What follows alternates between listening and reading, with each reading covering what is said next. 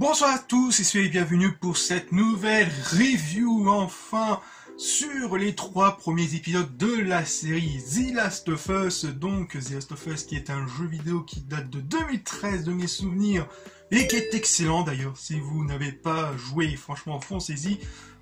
C'est surtout en termes de narration qu'il m'a beaucoup plu, donc franchement vous ne serez pas déçus. Et donc elle a eu droit à son adaptation en série télé de la part de une des plus grosses chaînes américaines qui est devenue spécialiste en la matière, à savoir HBO. Et est-ce que celui-ci ont-ils réussi leur pari? Ont-ils réussi leur début en termes d'adaptation d'un jeu vidéo? La réponse tout de suite. Alors, petite parenthèse, sachez que je risquerai de spoiler légèrement à la fois le jeu vidéo et la série. J'essaierai de survoler, je vais essayer normalement, je vais essayer de faire un truc quasi non spoil, même si ça risquerait d'être un peu compliqué. Si vraiment c'est trop compliqué, d'après mes notes, normalement non, mais si c'est vraiment trop compliqué, durant le tournage, je ferai une partie non spoil. Donc pour le moment, ça va légèrement spoil, mais sans être très important au niveau de la narration, car étrangement c'est assez différent du jeu. Comme je l'ai dit il y a un instant, c'est légèrement différent. Il y a tout de même quelques similitudes, notamment dès le premier épisode, où on suit quasiment toute la trame narrative de l'intro dans le jeu, et qui est franchement assez bien faite, et que premiers épisodes en globalité m'avait plutôt convaincu, que ce soit au niveau de sa mise en scène, notamment la mise en scène avec la caméra, parce que dans le jeu, on est plus ou moins le réalisateur durant cette scène-là, où on peut tout... Quand on... avec la manette, quand on tourne la caméra, t'as la fille de Joël qui tournait en même temps, et c'était assez cool, on suivait quasiment le même mouvement, etc. Dans la série, c'est assez bien représenté, cette mise en scène fonctionne plutôt bien, c'était assez cool. Nous montrer quasiment l'apocalypse, les débuts de l'apocalypse de 2003, vu que ça se passe durant cette année-là. Enfin, le début se passe durant l'année 2003. Franchement, c'est assez bien foutu. Franchement, ce premier épisode m'avait plutôt convaincu. J'avais pas vu les 1h20. Franchement, ça s'est passé comme une lettre à la poste. J'ai assez revu la fameuse scène un peu émouvante. Voilà, c'était assez tristement cool. Voilà, je sais pas si on peut dire ça à ce moment-là, mais ouais, non, ils ont assez bien transmis. On reconnaît un peu l'ambiance du jeu, le début du jeu, etc. Puis normalement, ça devait se faire en deux épisodes. Mais ils ont totalement regroupé, ça sent où il y a un sentiment de cut. Au bout d'un moment, quand on revoit Joël 20 ans plus tard, il y a un moment où tu sens que ça a été cuté. Mais sinon, après, ça passe plutôt bien. Même s'il y a quelques petites exceptions, dans le jeu, il y a un moment de fight pour récupérer une batterie de bagnole. Et malheureusement, on ne voit pas ce genre de scène. Ça aurait pu rajouter un peu plus d'action, on peut dire ça comme ça, à cet instant-là. Mais sinon, dans la globalité, le premier épisode m'avait plutôt bien convaincu. Concernant le deuxième épisode, alors l'intro, chaque intro va avoir sa petite séquence de flashback pour expliquer plus ou moins l'origine de la contamination, de comment c'est parti en couille. Dans le premier épisode, il y avait une excellente intro datant de 1969. Enfin, ils ont constitué une sorte d'interview sur HBO et NBC. Je sais plus quelle chaîne c'était, mais je pense que c'est surtout HBO. Mais enfin bref. Et il y avait le scientifique, et justement le scientifique qui est joué par l'acteur du frère dans La Momie, là. Je mettrai sa tronche juste à côté, je pense que vous le remarquerez tout de même. Mais franchement, qui est assez intéressant, qui pose vraiment les bases du champignon, de comment... pour comprendre comment les gens pourraient être affectés par ce genre de champignon, alors que ça touche uniquement que les insectes, etc., que tout pourrait changer et partir en couille. Franchement, c'est assez intéressant. Et donc, dans cet épisode 2, on retrouve une scientifique en Indonésie qui découvre comment ça s'est infecté, etc. je laisserai, je préfère ne rien dire de plus pour laisser la découverte à ceux qui l'ont pas vu. Donc je pense que tous ceux qui l'ont vu peuvent comprendre où est-ce que je vais. D'un côté, je peux comprendre l'esprit dramatique, où il n'y a aucun vaccin, etc. Mais d'un côté, c'est Cashbut qui avait tout de même assez bien remarqué, c'est que même à l'époque, tu avais tout de même des produits qui anti-champignons, quoi. Il y avait tout de même...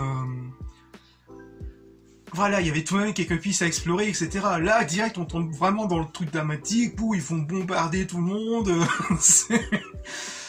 Meuf, t'es t'es scientifique, t'es censé au moins essayer de trouver une solution face à ce genre de champignons, face à ce genre de menace. C'était ça, sa petite touche originalité du jeu, mais aussi de la série, c'est qu'ils arrivent tout de même à retransmettre cette idée originale que ce soit un champignon qui est l'origine de tout ce bordel. Voilà quoi. Mais sinon, je peux comprendre l'esprit dramatique par-dessus, mais c'est un peu dommage que voilà, ça fait vraiment un peu passer pour des cons. Mais enfin bref, après l'épisode ce qui suit, franchement ça passe. Même si j'aurais aimé, bien sûr, il y avait une séquence dans le jeu où il y a une tour qui s'est à moitié effondrée, enfin qui est un peu effondrée comme ça, enfin qui est en là c'est la tour, là voilà une tour qui est quasiment écrasée contre une autre. Et il y a une séquence quasiment vraiment très à la fois epicness et terrifiante dans le jeu où il y avait plein de claqueurs. Enfin, c'est une évolution des zombies. Si on peut appeler ça zombie, on peut dire ça infecté. Mais franchement, il y a toute cette séquence dans la pluie avec le nœud noir. C'était vraiment stressant et c'est dommage qu'on n'ait pas retrouvé cette continuité parce que dans la fin du premier épisode, ça se finit plus ou moins vers où ils arrivent vraiment à sortir de là. Enfin, ils arrivent à sortir du camp. Et c'est dommage que, franchement, on aurait pu avoir la même qualité qui arrive à rebondir avec la séquence du musée qui est assez vraiment intense en termes d'intrigue, etc. Et la petite nouveauté, c'est que malheureusement, je peux comprendre, mais je trouve ça un peu dommage, c'est qu'on n'ait pas eu cette genre de menace avec les sports, parce que ça rendait vraiment le champignon encore plus menaçant, et dans la logique des choses, c'est ce qui se passe, c'est que quand le champignon attaque, dans la vraie vie, c'est le cordyceps, je crois son nom, ce genre de champignon affecte uniquement que les insectes, heureusement d'ailleurs, parce qu'on serait un peu dans la merde, et donc une fois que le champignon contrôle quasiment l'insecte, etc. Et du coup, quand l'insecte meurt, quand le champignon, quand l'insecte meurt, t'as le champignon qui émet des spores pour mieux se multiplier, voilà, vous comprenez un peu le genre. Et c'est dommage qu'on n'ait pas ce genre d'intensité, ce genre de menace en plus qu'on avait retrouvé dans les jeux.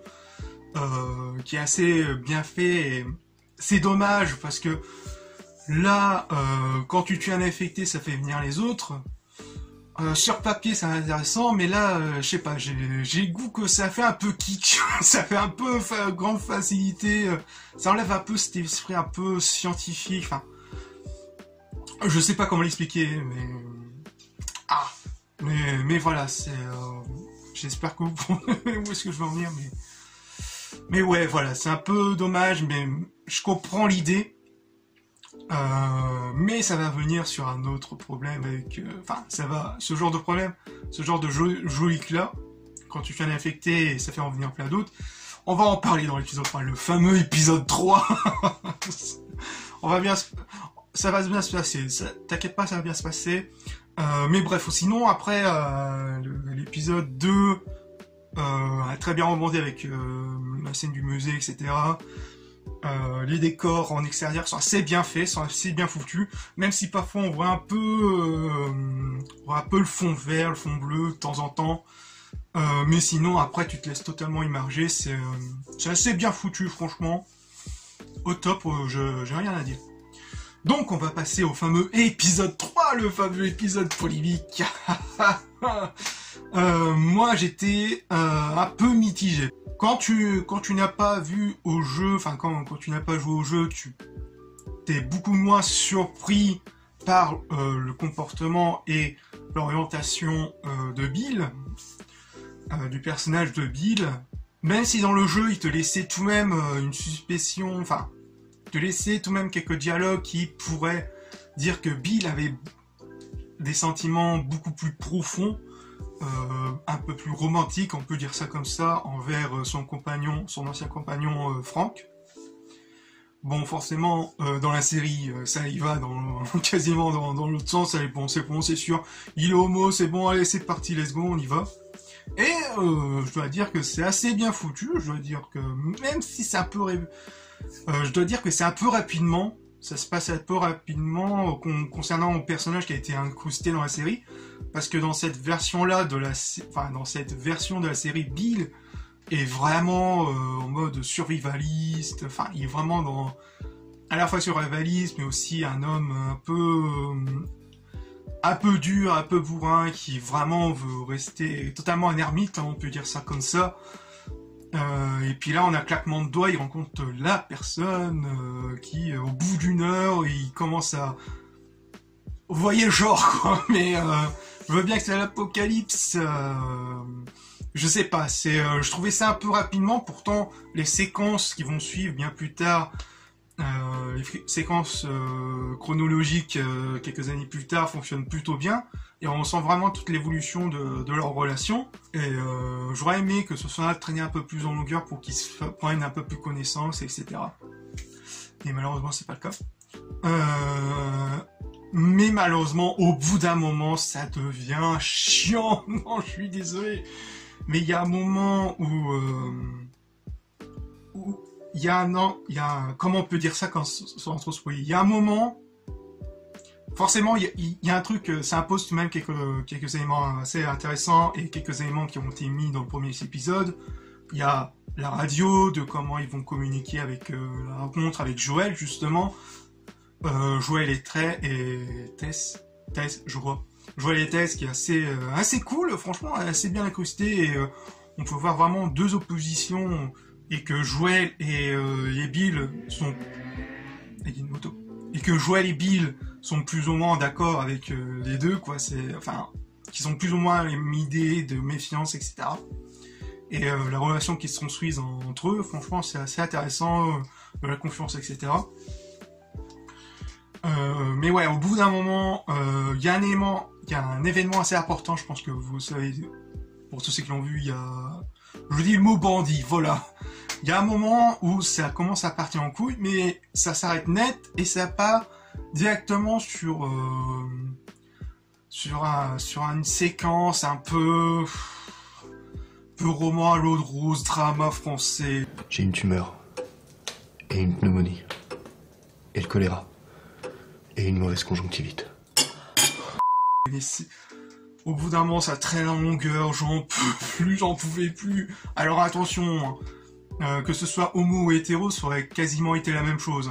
Je sais plus qui c'est qui avait dit, et je vais reprendre son exemple, ou qui disait, par exemple, vous regardez l'épisode 2 de Star Wars, on commence directement avec Obi-Wan, et quasiment ensuite, au bout d'une heure, on voit Anakin et Padmé se roulent des pelles. Au bout d'un moment, raconte ton histoire, frère. C'est fait quelque chose parce qu'on s'emmerde un peu. Hein. Ouais, non, j'ai eu le même sentiment, même si je peux comprendre l'idée, mais ça traîne beaucoup trop longueur, et au final, ça donne vraiment cette sensation de tout ça pour ça, en fait, que ce soit pour les personnages de Bill et de Frank. Tout ça pour ça, quoi. Je sais pas, j'ai l'impression d'avoir aussi perdu un peu mon temps. Et c'est dommage parce que ça aurait pu être une dinguerie cet épisode-là avec cette séquence avec les bandits, bon, qui sont un peu teubés, mais mais ouais, quoi, avec une première attaque et une seconde attaque un peu plus fatale, un peu plus violente, qui refait revenir cette réalité, parce que Bill et Frank, ils sont plus ou moins dans une sorte de petit village abandonné où ils ont fait vraiment leur coin, leur petit paradis, et justement ça aurait été intéressant de cette chute de ce paradis et de retrouver Bill ou Frank ou les deux totalement traumatisés par cette attaque, qui ne font quasiment plus confiance à tout le monde, même à Joël, quoi. Ça aurait été assez intéressant de comment ça s'est passé, etc. Mais ouais, c'est un peu épisode un peu mou, surtout vers sa fin, quoi. On s'y attendait un peu, et ouais, je peux comprendre l'idée, mais bon, franchement, pour un truc d'apocalypse, je sais pas, je trouve que c'est un peu hors sujet, ça part totalement à la dérive. Voilà, c'est bien dommage, Bonjour, c'est Nicolas du futur, en espérant qu'il y aura assez d'espace pour cette petite capsule. Alors, j'ai oublié de dire que il y a aussi la mise en scène, en termes de réel et de la mise en scène, qui est assez simple, assez cool. On suit vraiment avec les éléments en décor, franchement ça fonctionne assez bien. Je vais revenir aussi sur la mise en scène où justement il y a quelques petits clins d'œil au jeu. Par exemple la fenêtre ouverte. Je n'en dirai pas plus pour tous ceux qui l'avaient pas remarqué dans un des épisodes. Il y a la fameuse fenêtre ouverte qui fait référence au jeu. Tout comme d'autres petites séquences qui sont assez sympathiques. Et puis bien sûr la musique où ils ont vraiment pas pris de risque. Ils ont repris quasiment le même compositeur et qui nous livre franchement toujours une assez bonne BO. Voilà, donc voilà, c'était Nicolas du futur, à plus, bye bye, et peut-être à tout de suite ou quoi, si ce con a oublié certains détails. Ouais, le casting. On va revenir un peu sur le casting. Bon, Joël, interprété par Pedro Pascal, même si par moment on voit des postures un peu à la Mandalorian, je mettrai une image ou quoi, parfois ça fait un peu drôle. Où est passé Grogu? Voilà. Pedro Pascal recherche de Grogu dans le monde The Last of Us. Mais ouais, franchement, c'était pas trop vaincu, mais même si, bien sûr, j'aurais aimé avoir l'acteur qui joue Jaime Lannister dans Game of Thrones. Pour moi, c'était vraiment l'acteur. C'est quasiment l'acteur qui pourrait jouer Joël, que ce soit au niveau de l'âge, au niveau du charisme et tout. Bon, après, bon, forcément, on peut faire avec les moyens qu'on a. Donc, Pedro Pascal, franchement, au fur et à mesure d'épisodes, je le trouve beaucoup plus convaincant en rôle de Joël. Franchement, ça fonctionne assez bien. Bon, par contre, Ellie, bon, je vais faire partie qui rajoute une couche, ça, forcément, mais pour être vraiment honnête, j'y accroche pas du tout. J'y accroche pas du tout à l'actrice, hein. Même si c'est une très bonne actrice, une très bonne jeune actrice. Forcément, je vais reprendre l'exemple dans Game of Thrones, dans son rôle dans Game of Thrones. Mais là, pour le rôle d'Ellie, elle a pas vraiment... Ça fonctionne pas, je suis désolé, elle a pas la gueule. Je crois que c'est Padam HD qui disait ça, ou un autre, je sais plus. Mais elle a pas cette gueule d'ange, ou même ce même regard qu'avait la fille de Joël, quoi, enfin, dans la série, quoi. Et puis l'écriture du personnage ne fonctionne pas vraiment. Je la trouve beaucoup plus chiante que dans le jeu. Oh non, oh non, mais... On verra au fur et à mesure, mais... Oh non, mais il y a des moments... Oh. Je trouve qu'elle joue plutôt bien. Franchement, si elle joue vraiment un grosse pétasse, GG à toi. T'as bien joué ton rôle. Mais ouais, il y a des moments où... J'ai vraiment l'impression que elle joue vraiment la grosse pétasse, mais oh mon dieu, je pense que j'ai tout dit. Ah oui, le problème avec l'épisode 3 aussi, c'est que il y a Bill qui a mis quelques pièges un peu aux alentours de son village ouais, enfin c'est en y repensant pourquoi un des affectés n'a pas fait appel.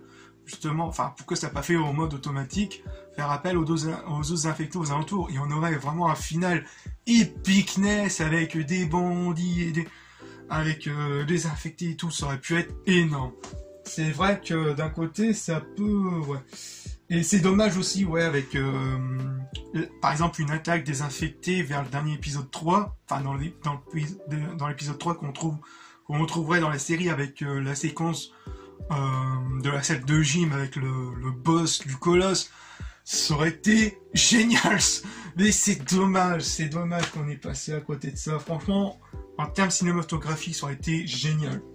Franchement, avec la qualité de la réalisation, franchement, ça aurait été aux petits oignons, ça aurait été parfait.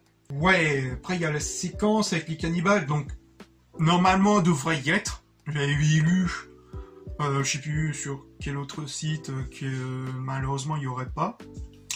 Je sais pas, normalement j'ai revu les trailers pour refaire l'intro, n'hésitez pas à me dire ce que vous aimez l'intro ou pas. Normalement elle devrait y être, j'avais vu une dernière intro de HBO, normalement elle devrait y être, cette séquence-là, une séquence assez importante pour le personnage de Ellie justement.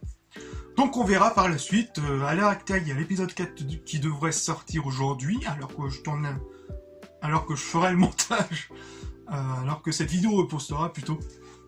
On verra par la suite de comment ça va donner. Pour l'instant, pour conclure, est-ce que c'est un début réussi? Je dirais plus ou moins oui. Je dirais, ouais, très honnêtement, c'est assez regardable, hein, contrairement à la série Resident Evil, là, oh mon dieu, ne parlons pas de ces tons. Je suis assez curieux, pour l'instant, je lui donne tout de même sa chance. On va voir par la suite de comment ça va se passer. Et ouais, non, je suis assez agréablement surpris, je m'attendais vraiment à pire. Pour l'instant, ça se regarde. Je garde tout de même quelques petites réserves. Je reste méfiant, même si sur certains points, etc. Mais pour l'instant, globalement, c'est assez cool. Je demande à voir, franchement, je demande à tous ceux qui n'ont pas joué au jeu de jouer au jeu, franchement, pour faire un comparatif des différents éléments. Mais bref, voilà. Donc, on se retrouve pour de futures vidéos, et bien sûr, on se retrouvera pour la review finale de est-ce que HBO ont-ils vraiment réussi cette adaptation en jeu vidéo. Et n'hésitez pas, bien sûr, à liker, commenter et partager cette vidéo, et à vous abonner si ce n'est pas déjà fait. Peace!